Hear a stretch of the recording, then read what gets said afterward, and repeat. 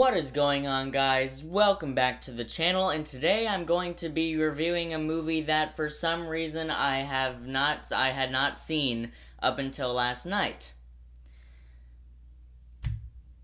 I don't know why. It's a James Cameron film. It's a sci-fi film. It came out in the 80s.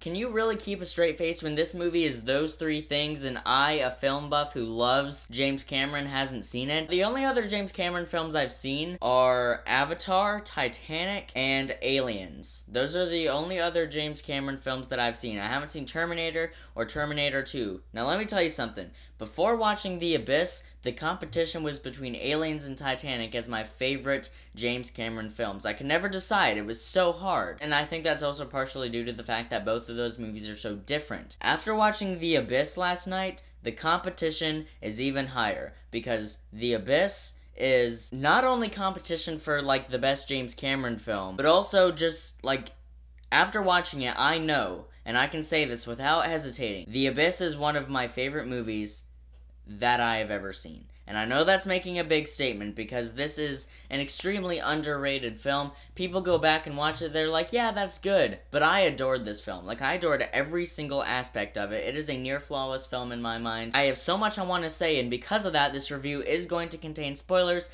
because you can talk about why you love The Abyss, but you have to be very vague about it. And like I said, this film came out in 1989. So in order for me to talk about why I love this movie so much and different ways that it hit me so deeply, I'm just going to have to spoil it. So, spoiler warning for The Abyss, 1989, directed by James Cameron. So this movie is about the submarine that sinks and crashes on a ledge very, very deep in the ocean, and then this group of people who run this rig go down there to render assistance, investigate, or rescue any survivors, and then that rig gets trapped down there on this ledge extremely deep in the ocean, and then some stuff happens, and it gets pulled down even deeper, and it's just stuck there thousands upon thousands of feet below the surface of the ocean, and now we have our movie. But there may just be something else down there in the depths, in the abyss. And while a lot of people who haven't seen this movie look at it and think that it's like a horror film, like it's just a horror film about these creatures down, like, very deep in the ocean, that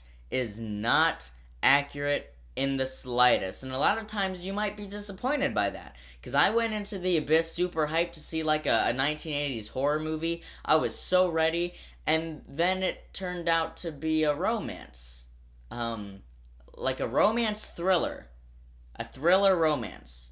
I think there's definitely more thriller here than romance, but the romance is a big part of it. Normally, I would be disappointed by that. For example, you go into The Village, directed by M. Night Shyamalan, you see that marketing, you see those trailers, there's these creatures in the woods, you're so excited to see, like, a really good horror film from the guy who gave us The Sixth Sense. Okay, he made a great horror film, you go into The Village, the same guy making another horror film, and then The Village was a period piece romance.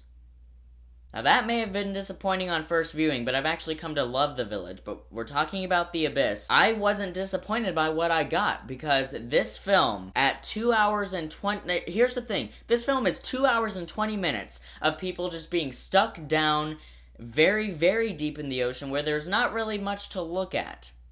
And it never got boring. It was constantly enthralling. Like, just incredible. Like, there was nothing that dragged. I was sitting there struggling, like, how far are we into this movie? Oh, we're an hour and 45 minutes in. Oh, we still have 30 minutes left? Wow, that's a really long thing. Wait, I'm not bored. I want to see that 30 minutes. I don't want this to end. Please keep going. I could have watched another, like, 3 hours of this movie. I'm not even kidding. It is so well done. James Cameron is someone who fascinates me, because you have reports of him being extremely hard to work with because he's very meticulous and he's such a perfectionist, but then you have reports of him being, like, the nicest, most incredible director to work with, and all of his films are so great.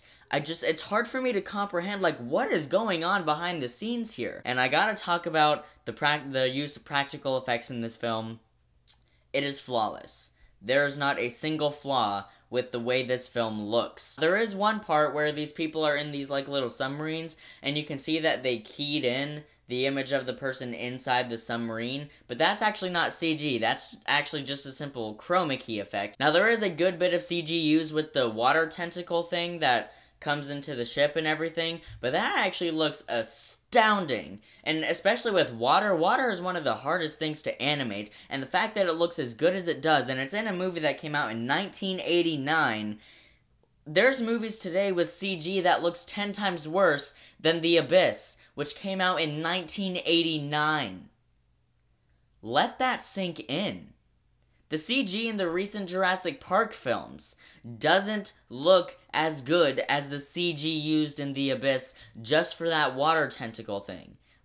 Seriously, let that sink in. It's just such a well-made movie, and my favorite shot, I'm debating. I have a few shots that are like competition for my favorite shots, but right now I'm like, as of my recording of this video, I am fairly certain that my favorite shot is when Lindsay has to leave the rig and she's standing out there by that mechanism and she's just standing right by the ledge, and then you just see this huge glowing light just shoot up from the ledge and she's just standing there, and you get this wide shot of this light just filling the water, and then you see the alien entity just rise up and it's like this big ginormous thing.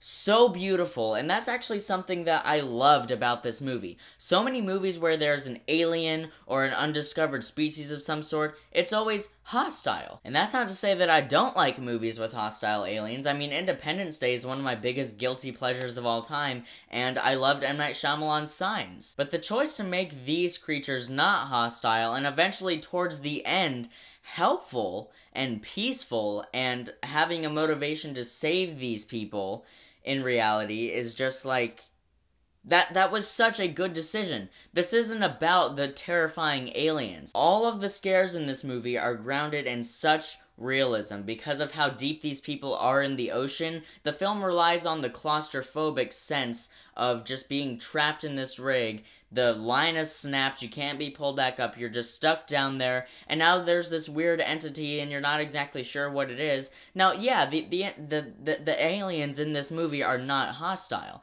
but these people don't know that at first, which actually leads to, like, really the main conflict of the film.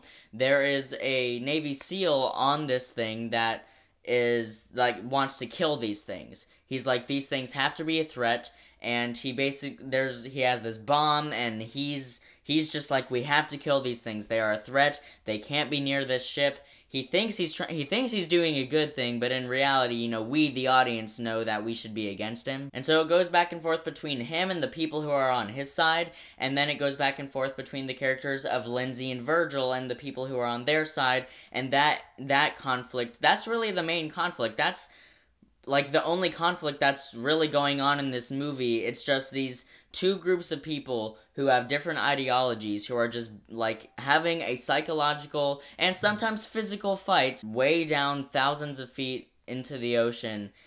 Those aspects of the film were handled so well, because a lot of people would be like, when are the aliens gonna come back? I want to see the aliens and all of that. But I never felt that way, because I was so invested in these characters. The two main characters, Lindsay and Virgil, or Bud. I'm just gonna call Virgil Bud. You learn that they're a divorced couple and that he's having trouble getting over that. They bicker quite a bit, but it's not the type of bickering like in Twister, where it's just like, oh my goodness, just stop, this is such a waste of time.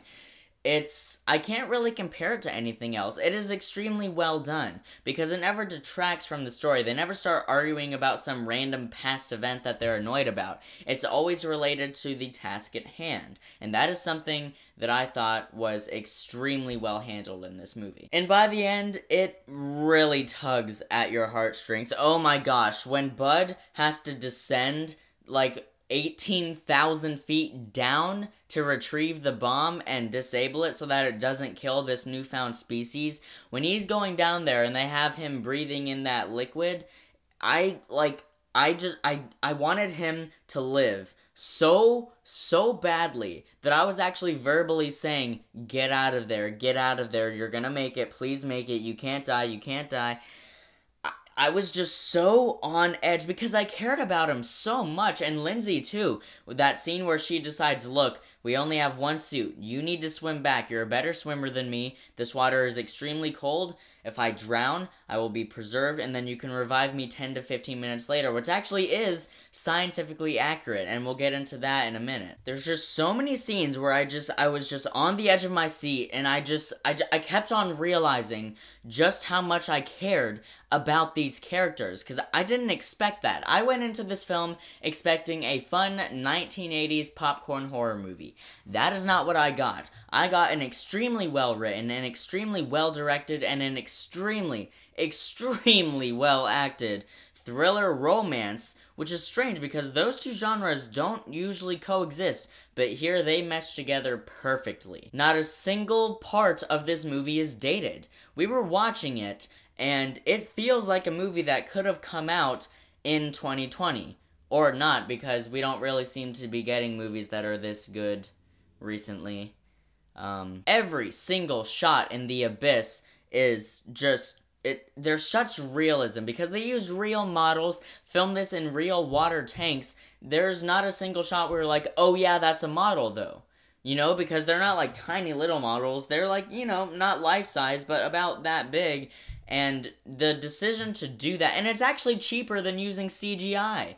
I don't understand why Hollywood is not using more practical effects nowadays. It looks great. People love movies with practical effects, and those movies get generally more favorable reviews from the public and critics alike. So, I mean, just use practical effects. It's cheaper than CGI. You're spending all this money on CGI just because it's easier, but the whole point of making films is to work hard to give people something that they enjoy, so why not just you can save money and make your movie better by saving money.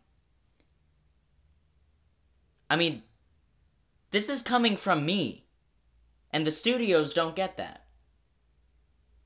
Now I gotta talk about this. This movie has one of the most jaw-droppingly beautiful reveals ever in a film. When Bud thinks he's about to die, he only has like 5 minutes left of oxygen, which is nowhere near enough for him to get back up to the rig, and you think he's about to die, and he's, you know, typing the messages to Lindsay and everything, saying that he loves her, saying that, you know, he wishes he could have treated her better and things like that. You get really swept up in that moment, and then one of the aliens just comes up to him. I'm not going to call them aliens, I'll call them creatures, but not in the creepy sense. Creatures in a beautiful sense, because this movie is beautiful.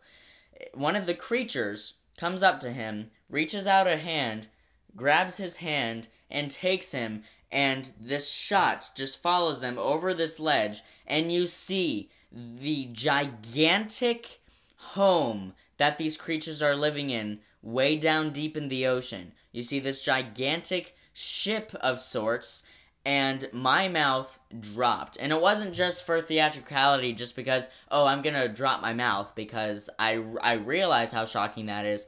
I did not intentionally do that. It just showed it, and I just went. It's easily in my top 5, like, big movie reveals of all time. And I was so relieved when it took Bud in there, and then, you know, drained the water, and he was able to get oxygen, and you realize, oh, he's gonna live. Yes, he's gonna live. It was just, oh, I love this movie. Like, I'm still shocked at how much... Like at how much I love this movie. I'm speechless. Like, I'm not... You may think I'm over-exaggerating this, or maybe I'm over-hyping this, but you gotta understand, it is all subjective. And for me, this movie, it's one of those movies where if it doesn't hit you, then it doesn't hit you. But if it hits you, it hits you hard, and it sticks with you. And for me, this movie just hit a whole nother level, and it floored me. I feel like this is gonna end up being like my old man movie, you know, that movie that I, like when I'm older and I look back and I'm gonna be like, they don't make them like this anymore. I feel like this is gonna be that movie. This movie actually has a couple great reveals. Towards the very end, when the ship rises up from, like, I think it's the ocean floor. I can't be sure. It might have just been floating very deep. But it rises up and surfaces, and you just see the massiveness of it. You saw the massiveness of it when it was underwater, but it comes up out of the water, surfaces, and that giant cargo ship is nothing but like a little thing right here, like a little inch of this ship. That giant cargo carrier ship. And even the rig, it even lifts the rig, and it's only like this little thing on it. And when Lindsay and Bud are finally reunited after that insanely tense and suspenseful scene where, like, is he gonna die, is he not? When they're reunited and they hug and they share that kiss and the movie ends, I was just like, that is how you do the Hollywood ending. You know, you look, because describing it, you're like, oh, that's just the cliched Hollywood ending. But the way it was handled, the way they incorporated science made you believe that these people could have survived. And in this situation, if this situation actually happened, if the people had survived, that is probably what would have happened. Okay, I mean, your husband literally just descended 18,000 feet down, ran out of oxygen, and in your head, he's dead. Like he's a goner. And then he's back. He's back. You just see him walk out of this alien ship realizing that he's been saved. I mean, you wouldn't just stand there and be like, oh, hey, man, what's up? Love you. No, you're gonna run up to him like Lindsay does in the movie and give him a big old smooch. Like, that's what any actual person would do. Guys, in the end, I adore The Abyss. I didn't expect to say this, but it is one of my favorite movies now. I'm gonna have to add this to the My Favorite Movies playlist. I loved it. I'm going to give The Abyss absolutely a very well-deserved A+. Everything from James Cameron's direction to the performances to the character development to the visuals, the practical effects, the setting, the claustrophobia, the writing, just everything was off the charts. This is one of James Cameron's most underrated movies, and it is easily competition with Aliens, and Titanic is my favorite of his. I mean, hats off to you, man. You made an incredible film that does not get the respect it deserves. More people need to be talking about this movie today. It is one of, I keep on saying this, but it is one of the best films that I've ever seen. Easily in, like, my top 5 sci-fi films of all time, definitely. I adored it, and just in case you're wondering what this is, normally when I do a review, I have the Blu-ray right there. But I didn't want to wait and buy the Blu-ray for this. Like, I didn't want to have to wait that long to talk about it. I am going to buy the Blu-ray, obviously. I gave it an A+. But this is actually, like, I just printed this out and then put duct tape so that it would be more solid. And then I could just put it right there. Because when I review a movie that I don't have the Blu-ray for, I'll just print out the poster like that, put it right there. Because I don't want to have to wait to get those reviews to you. That's basically the gist of that. So guys, what do you think of The Abyss 1989, directed by James Cameron? I feel like I need to say that a bunch because it's crazy how many people just don't talk about this movie. Leave your thoughts and opinions down in the comments below. I'd love to hear what you thought of this film. I adored it, obviously. And that's gonna wrap up the video. Thanks so much for watching, guys. It really does mean a lot. I'll see you in the next video. And until then, keep writing, keep shooting, and keep editing.